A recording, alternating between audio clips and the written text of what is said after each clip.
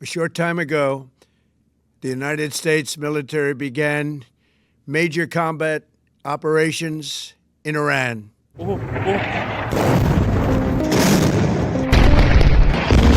In its joint military campaign with Israel against Iran, the U.S. has shown a tendency to avoid using the word war. On Operation Epic Fury. Large-scale combat operations in Iran. It's a laser-focused, maximum authority mission. Proactively in a defensive way. We have no intention of being at war.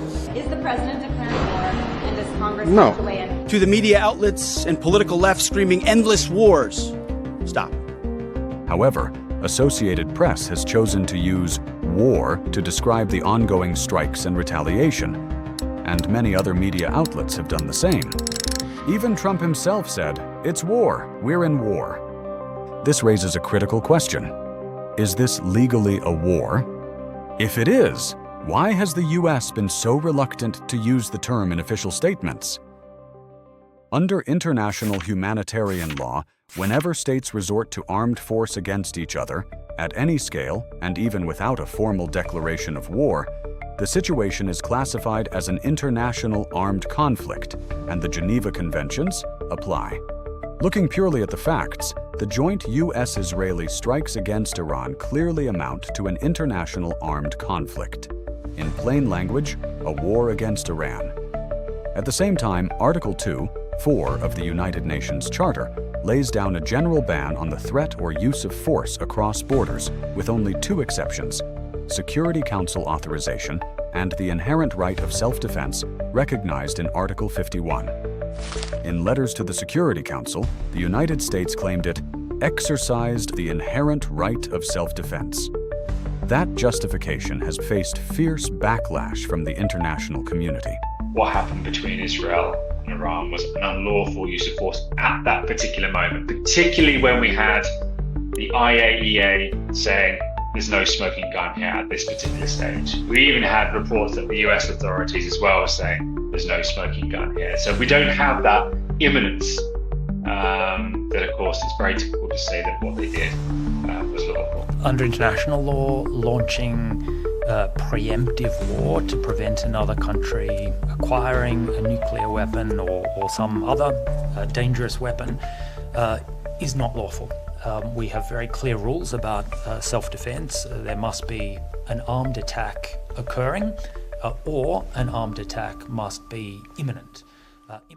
One major reason the U.S. avoids the word war comes down to the Constitution.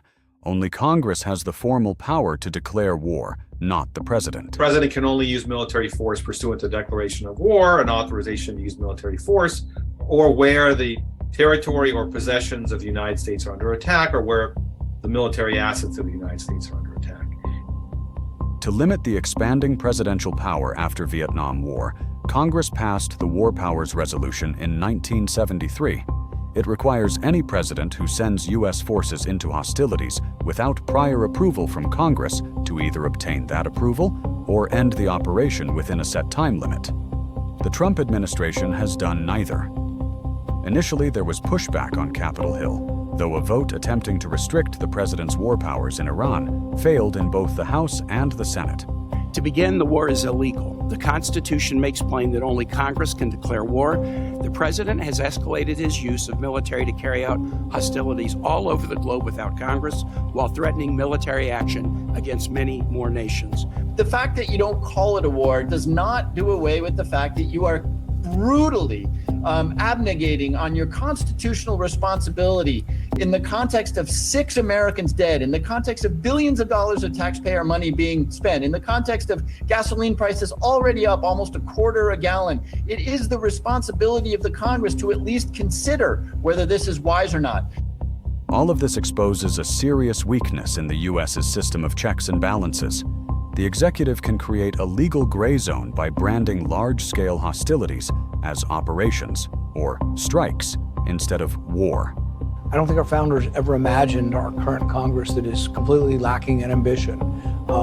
They don't check the president. We're at war because of the unilateral actions of one man who has grown very confident that Congress will not challenge his kingly behavior.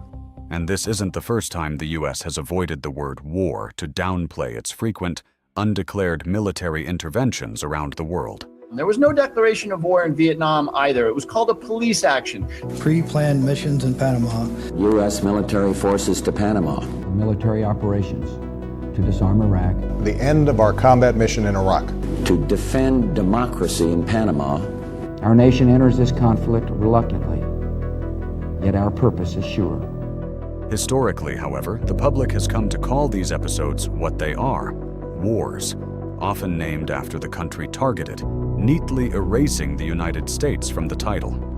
But when one state lies behind so many wars, it no longer needs to be named. The omission speaks for itself, doesn't it?